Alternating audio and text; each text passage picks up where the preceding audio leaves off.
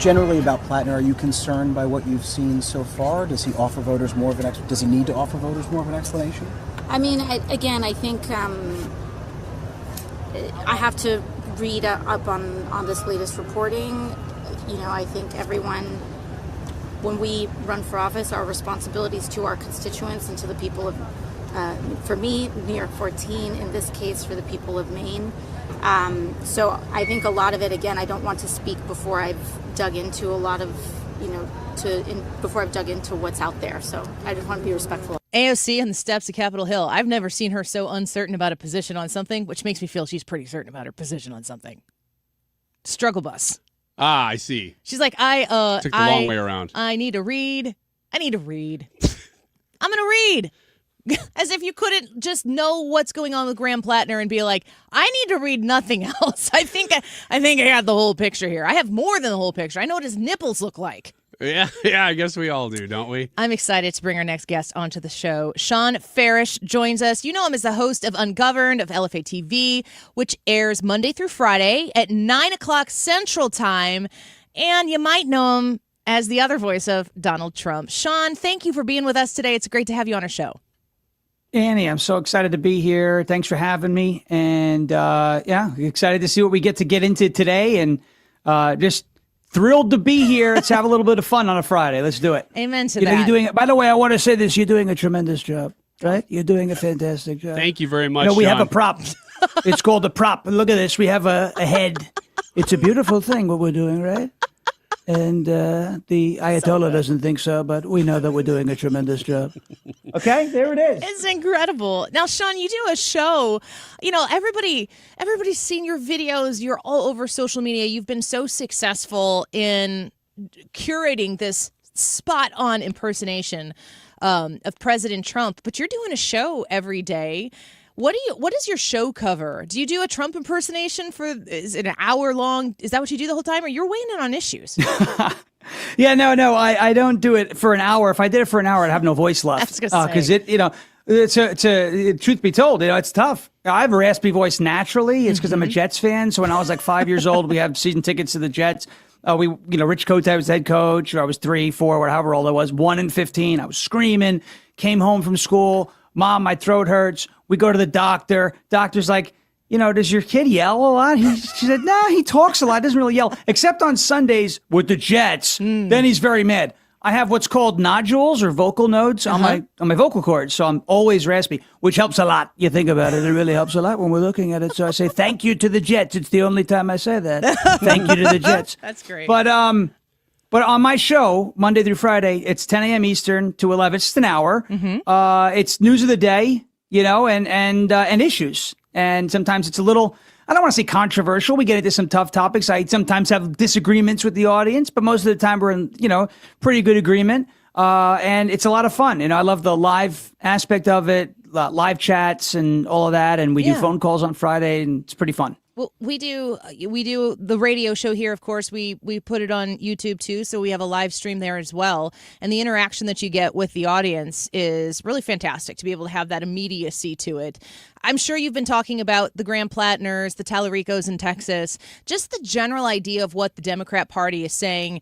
We've been dealing with this Donald Trump character for quite some time. Here's our best foot forward. Graham Platner? What are they doing?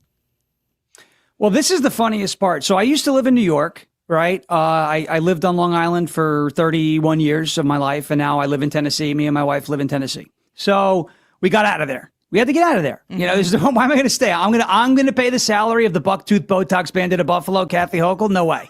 Okay, it's not going to happen.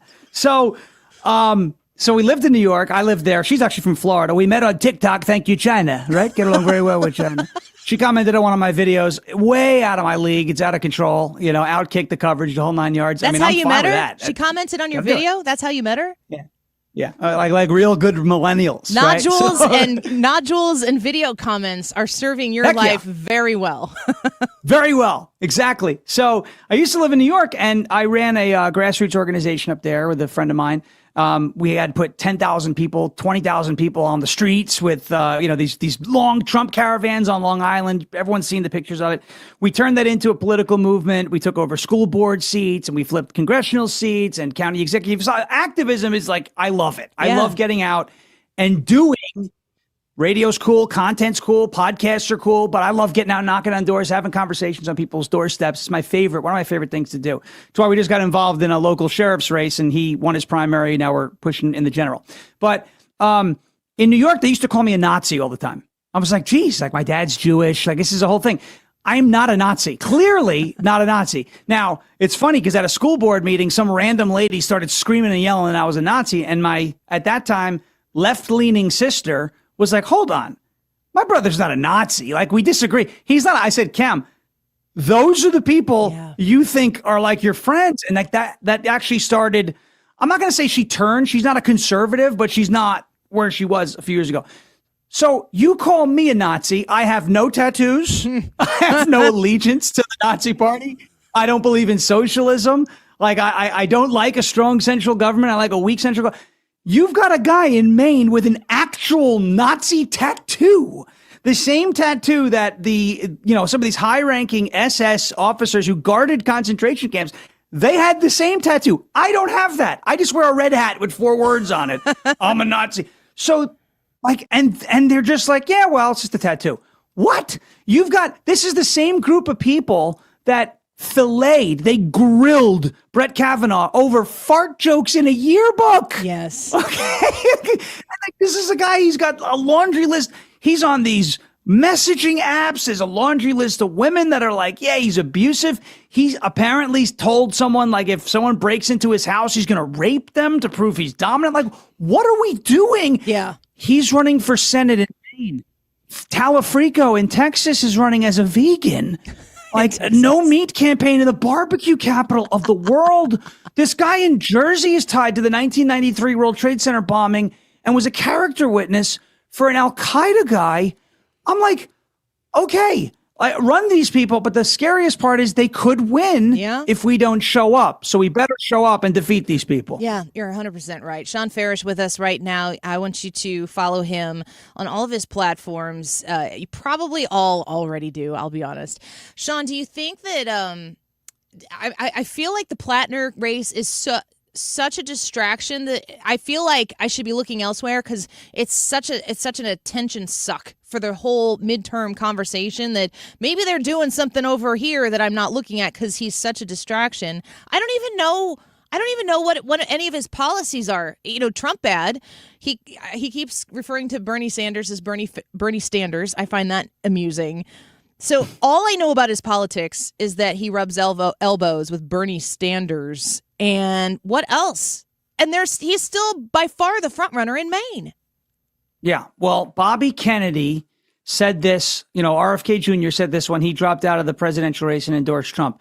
You don't need policy when you have Trump to hate, right? You point at Trump, you say orange man bad, and that gets everybody on the Democrat Party all riled up. I like this guy because he doesn't like Trump. And it's like, well, you might want to look into, there are other people who don't like Trump also, and they don't have Nazi tattoos and they're not like abusers. And like, there's other people who are, maybe like better human beings who also don't like Donald Trump. There's plenty of those. But the Democrats, they will put these people up. Of course, you have there's an I don't like the term anti-Semitism because I feel like it might be used a little too much. And I am pro-Israel, by the way, but I'm not going to label everybody who criticizes Israel an anti-Semite. That's a whole nother debate. And that's very controversial, apparently very controversial these days. But you have, I think I've heard him talk about that a little bit, like genocide in Gaza, and that gets people going, like Free Palestine, whatever. But like all this, I don't know what else he stands for. I just know that he doesn't like Trump and he likes Bernie. And so, like, fight the oligarchy, like, that's all he stands for. Right? That's it, too. I guess. Little mittens there. We're speaking with Shawn Farash. I want to ask you, before I turn it over to my co-host Ryan here, he wants to ask a question, too, about the sense of humor that exists in Americans and if it's partisan or not. I mean, I've seen you you're not making fun of President Trump. You're impersonating President Trump. And you have tapped into what is so obvious, that he's a hilarious person. He is a hilarious character. There's so many missed opportunities on, the nighttime comedy shows, SNL included, where there's a lot that you can tap into and everybody laughs. I've seen you make Donald Trump laugh at your impersonation. He finds it entertaining, but I don't know if the left takes themselves too seriously. How do you make people of all political parties laugh at your Trump impersonations? So like when it started to go viral, there was more of that. There were people on the left who were like, I don't like Trump, but that's funny. Yeah. And then like as my politics were known, because I wear them on my sleeve, like, sure. I don't care if you're a liberal and you hate me, you like the content, but you hate me. That's fine. I that's okay. You can still sleep fine. at night. Yeah, I'm not. Trust me, I'm not losing any sleep. That some Karen in an HOA with purple hair is not happy with me. That's okay. That's going to happen regardless, whether sure. I make funny content or not. They're not going to like me. So, but we do have a better sense of humor. That's for sure. And I did get the opportunity to do the impersonation for him in front of him, and I made a Chris Christie poop joke because who wouldn't? And he thought it was funny. I said, we're going to help you win in a landslide worse than Chris Christie after Taco Bell. And he thought that was really funny, which is, gross, but funny, right? Why wouldn't you do that? Sometimes they don't. And he enjoyed it. He enjoyed it. And so there's a lot more talent and creativity on the right. Mm-hmm. The meme, the cliche phrase is the left can't meme because they can't. Yes. White dudes for Harris. Like, no, not a good idea. Not a good idea, guys. Try again. Try again. Try again. SNL hasn't been funny in decades.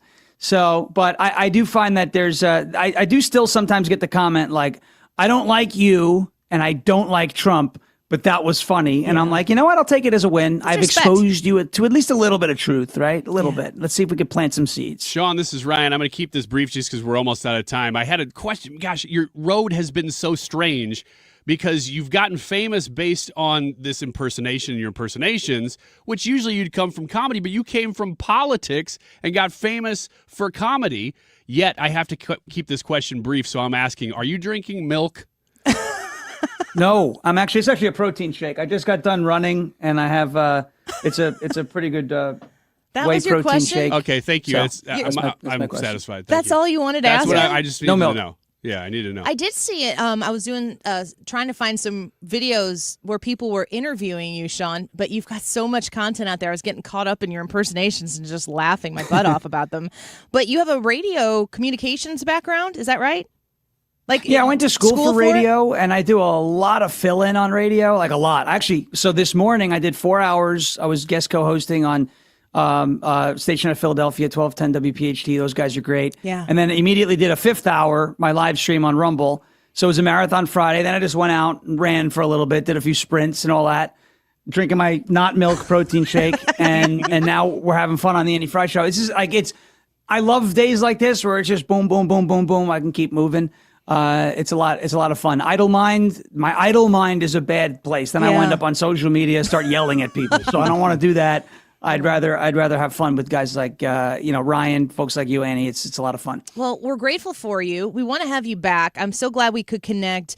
We've got Steve Heitner coming up here, the It's Gold Jerry guy from Seinfeld. Kenny Bania from Seinfeld's coming in here next, and we just think this might be the best, funniest show that we've ever done, with you being here included. So hopefully you'll come back soon, and we'll talk a little bit more politics. It's great to have you.